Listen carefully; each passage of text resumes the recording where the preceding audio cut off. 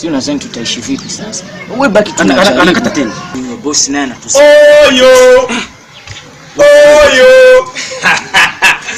Anaitwa Majanga leo nina issue mpya. Yaani nina issue mpya. Yaani wewe uko sagi issue wewe. Unajua siku zote watu jinsi wanapokuwa wapya na watu wanakuja na vitu vipya. Ndugu yangu na habari. Habari ipi? Yaani ninapoongelea habari. Ndio tu.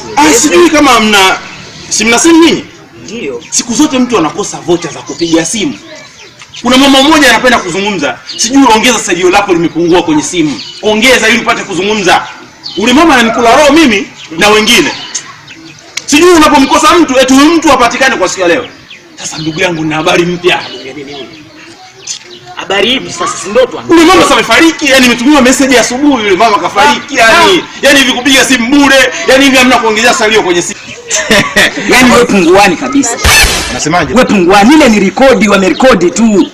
Sauti yake itaendelea kuwepo hata afi leo hata afi kesho, sauti yake itaendelea kuwepo.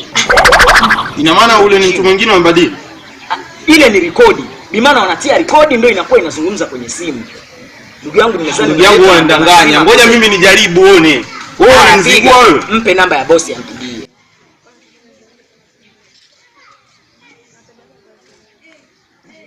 Ndio nasemaje? Anasema mazishi lini? Mazishi lini? Lakini mimi lazima nifike ofisini kuambia. Wewe